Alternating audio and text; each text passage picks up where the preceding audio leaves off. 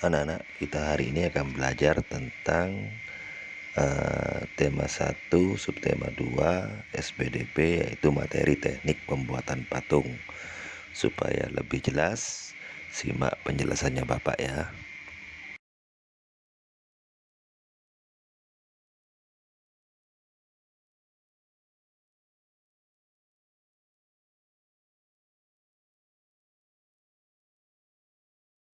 Teknik pembuatan patung itu disesuaikan dengan bahan yang digunakan. Ada bahan batu, kayu, juga tanah liat. Setiap bahan itu memiliki teknik pembuatan yang berbeda-beda. Berikut beberapa contoh dari teknik pembuatan patung. 1. Teknik membutsir.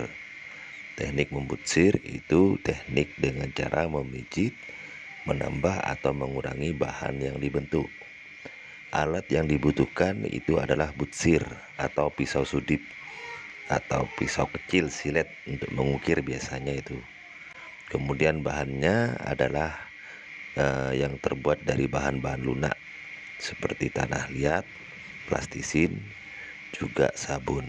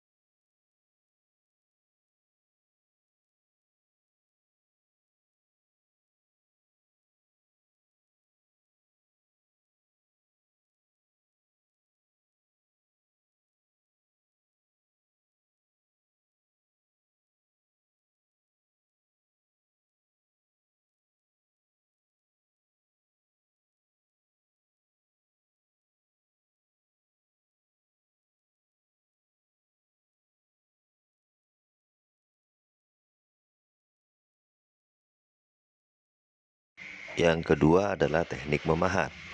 Teknik memahat adalah teknik mengurangi bahan dengan cara dipahat pada bahan yang digunakan. Alat yang diperlukan itu biasanya palu dan pahat. Kemudian bahannya untuk teknik memahat ini biasanya bahan yang keras seperti kayu, batu, juga bahkan kadang beberapa menggunakan semen atau cor-coran ya.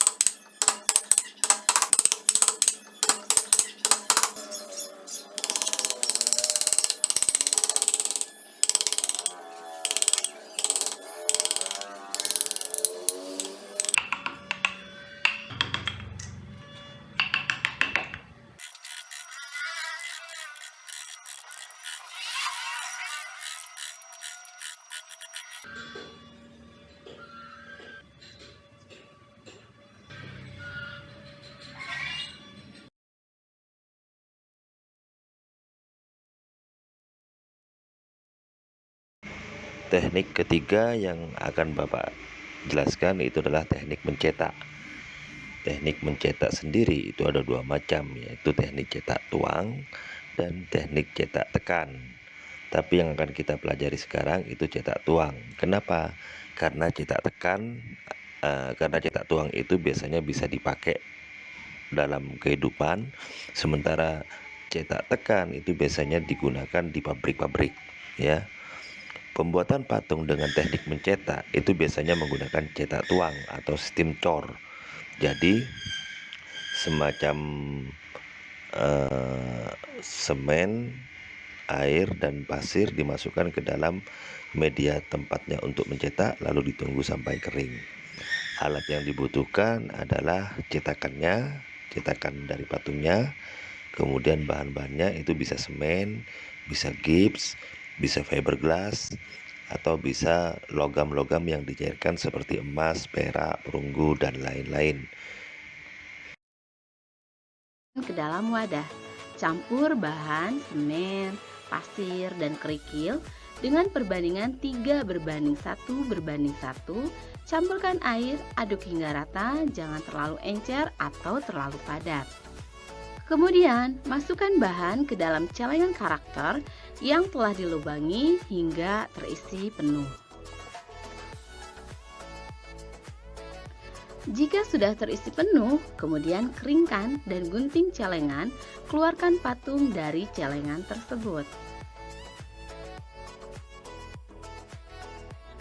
Jika celengan sudah dikeluarkan, maka langkah selanjutnya yang harus adik-adik perhatikan adalah mengecat celengan menggunakan cat kayu.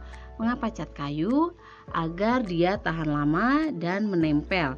Cat yang digunakan bisa menggunakan 3 warna dasar, yaitu merah, kuning, dan biru. Adik-adik juga bisa mencampur. Jika ingin warnanya hijau, maka adik-adik bisa mencampur warna kuning dan biru. Nah, jika adik-adik pengen warna orange, maka adik-adik bisa mencampur warna kuning dan merah. Ataupun jika adik-adik ingin berwarna ungu, maka bisa menggunakan campuran warna merah dan warna biru. Atau adik-adik juga bisa menggunakan warna-warna yang lain. Hingga patung yang adik-adik buat terlihat lebih cantik dan menarik karena pewarnaan yang rapi, bagus, dan juga warna yang sangat menarik.